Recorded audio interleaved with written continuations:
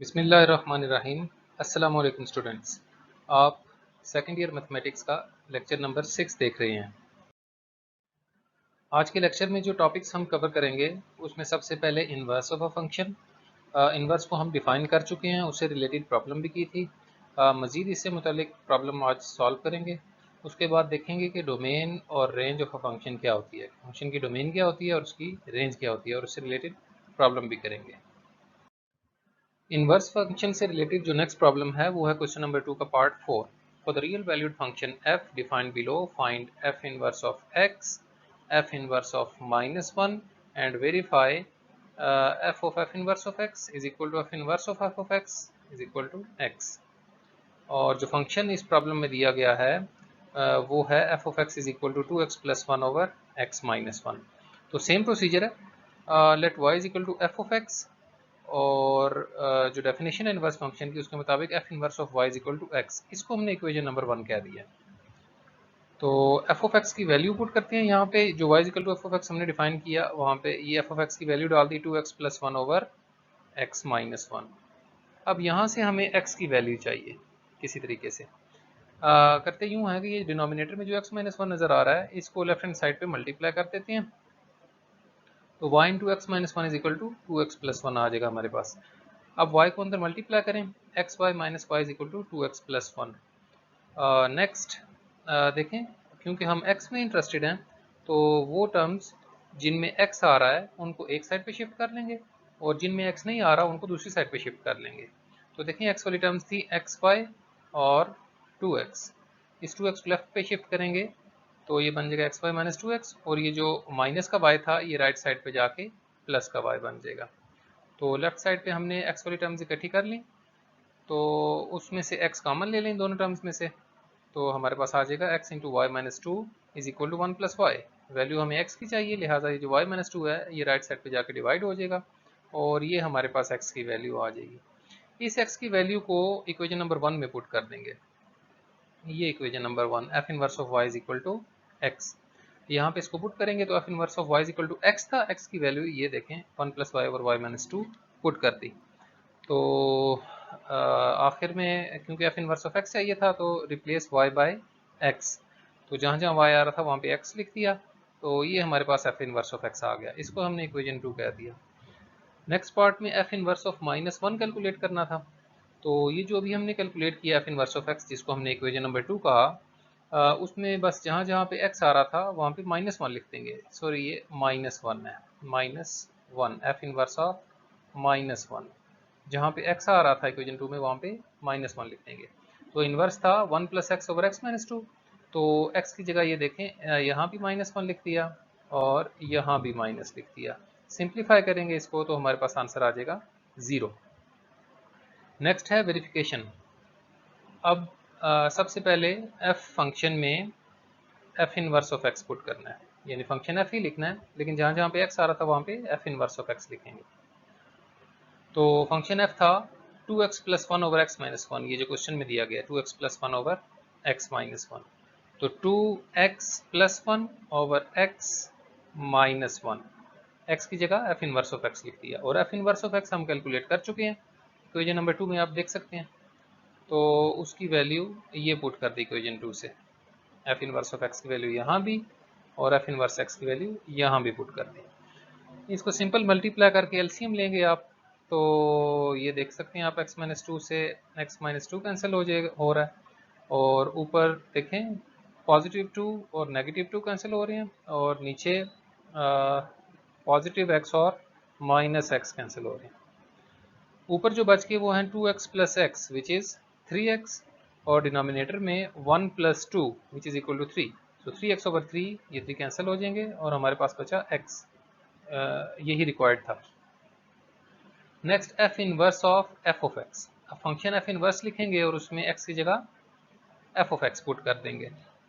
तो देखें function f inverse था इक्वेशन 2 में जो लिखा हुआ है ये 1 plus x over x minus 2, तो 1 plus x over x minus 2, लेकिन x की जगह f ऑफ x लिख दिया। अब f ऑफ x की वैल्यू क्वेश्चन में गिवन है 2x plus 1 over x minus 1, ये लिख दी, और यहाँ भी 2x plus 1 over x minus 1।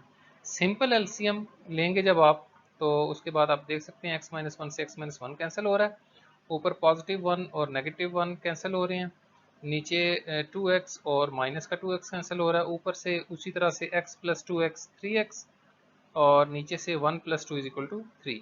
ये 3 से 3 कैंसिल हो जाएगा और हमारे पास बच गया x। यही रिक्वायरमेंट थी इस क्वेश्चन की, वो ये वेरीफाई हो गया। नेक्स्ट टॉपिक है domain and range of a function. तो देखते हैं डोमेन और रेंज क्या होती है। Let f be a function from a set x to a set y, then number 1, the set x is called domain of f, and the set of corresponding elements y in y, that is y is equal to f of x for some x in x, is called range of x। क्या मतलब, यानी set y जो दूसरा set है उसके वो elements जो set x के किसी न किसी एलिमेंट का अंडर f इमेज हो, वो सब एलिमेंट्स मिलके range of function, range of f बना देते हैं। डोमेन निकालने के लिए दो मेन पॉइंट हैं जो आपने ज़हन में रखने हैं। सबसे पहले अगर आपका फंक्शन इस फॉर्म में हो, रैशनल फॉर्म में, P of x over Q of x form में हो, तो बस इस चीज़ का ख्याल करना है कि q of x should not be equal to 0, यानी वो तमाम पॉइंट्स डोमेन में शामिल नहीं होंगे जहाँ पे डिनोमिनेटर 0 हो रहा होगा, क्योंकि फंक्शन अनडिफाइंड हो जाएगा ज़ाहिर है उन पॉइंट्स पे।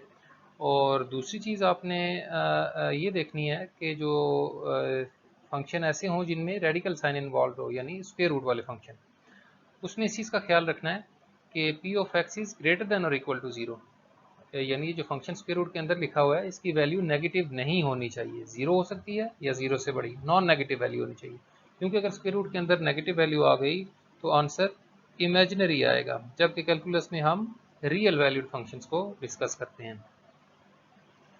नेक्स्ट देखें, कुछ नोटेशंस हैं इंटरवल से रिलेटेड। ये क्लोज्ड इंटरवल क्या होता है, इसको डिफाइन किया गया है। क्लोज्ड इंटरवल में जो बात नोट करने वाली है, नोटेशन है कि ये देखें स्क्वायर ब्रैकेट्स यूज़ हुई है इसमें।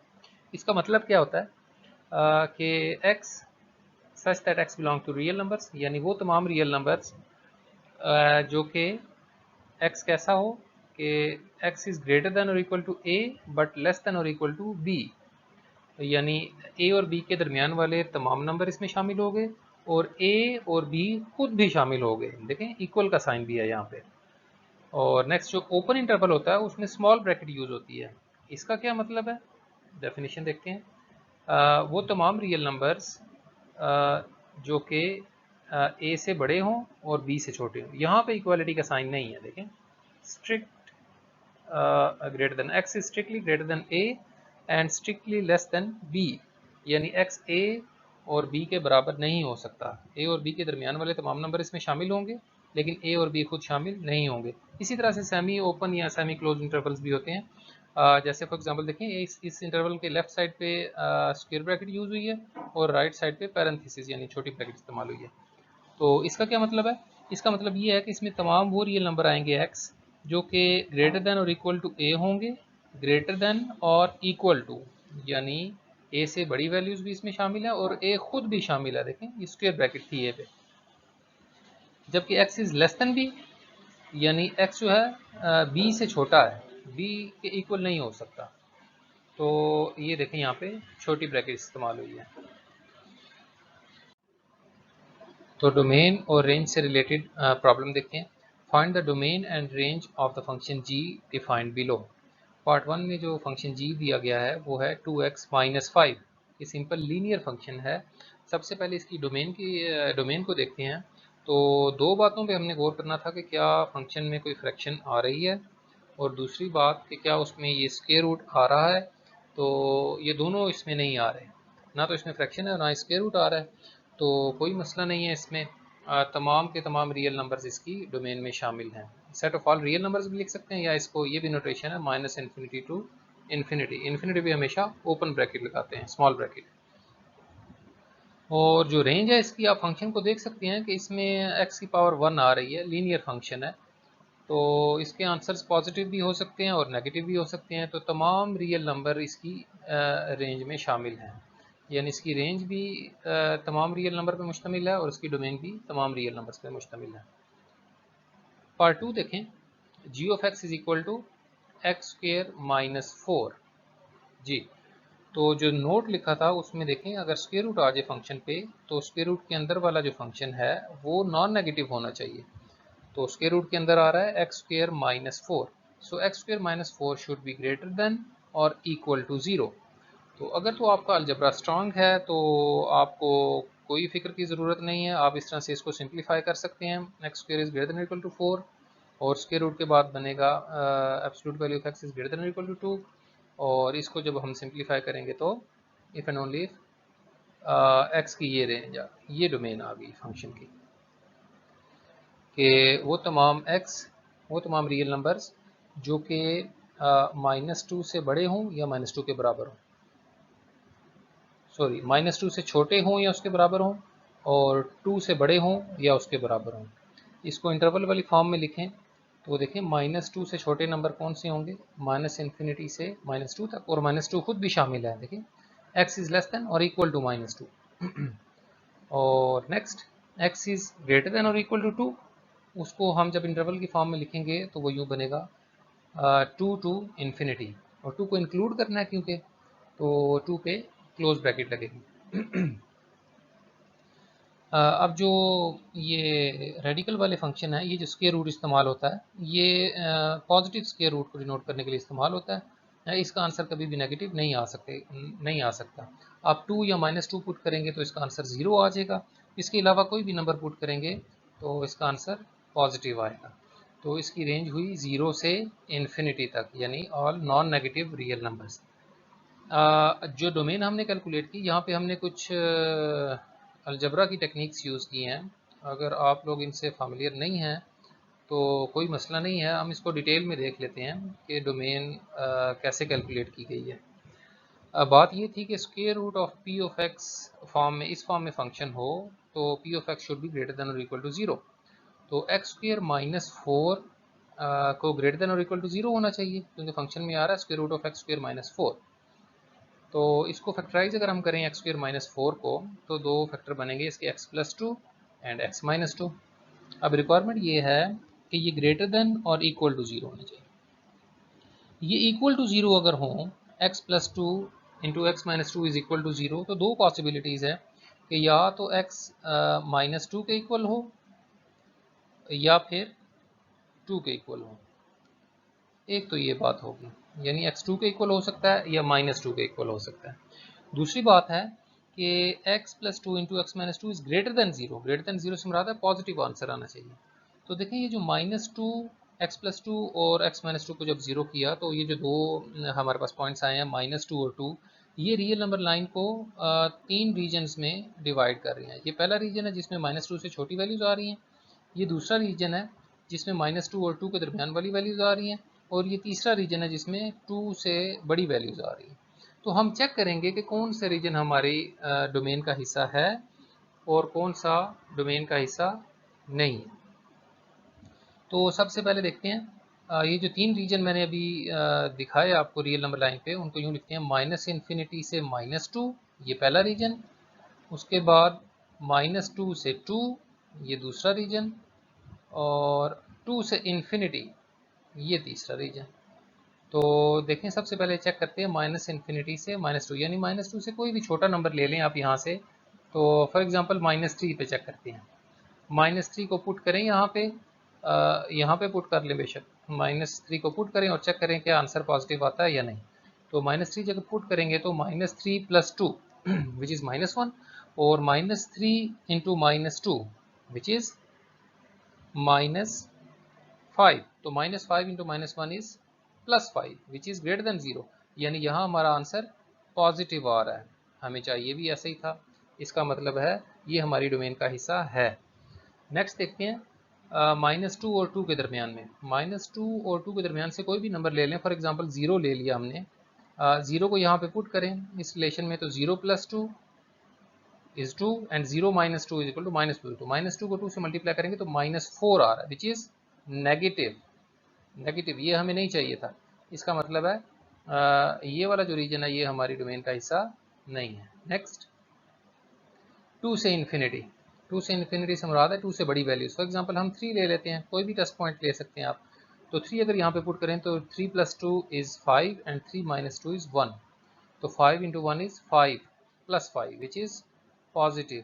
इसका मतलब है ये जो रीजन था माइनस से इन्फिनिटी से लेके -2 तक और 2 से लेके इन्फिनिटी तक, ये दोनों रीजन जो होंगे हमारी डोमेन का हिस्सा होंगे, और -2 और 2 के दरमियान वाले जो नंबर्स हैं वो डोमेन का हिस्सा नहीं होंगे।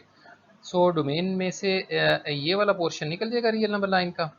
बाकी जो दो हैं -इन्फिनिटी से -2 और 2 से इन्फिनिटी, जब बीच में गैप आ जाए इस तरह से, तो इस तरह से यूनियन की फॉर्म में लिख देते हैं जैसे हम ट्रिग्नोमेट्रिक फंक्शन के ट्रिग्नोमेट्रिक इक्वेशन के सोल्यूशन लिखते थे। तो ये -2 पे भी फंक्शन डिफाइंड है, डोमेन का हिस्सा है इसमें। देखें -2 पुट करने से आंसर नेगेटिव नहीं आ रहा, -2 का स्क्वायर 4 होता है, 4 - 4 is 0 which is not negative. इसी तरह से 2 पुट करने से भी आंसर 0 आ रहा है विच इज़ नॉट नेगेटिव। सो इस वजह से -2 और 2 पे क्लोज ब्रैकेट यानी बड़ी ब्रैकेट्स यूज़ की हैं। तो ये इस तरह से भी डोमेन आप रियल नंबर लाइन को देखते हुए निकाल सकते हैं।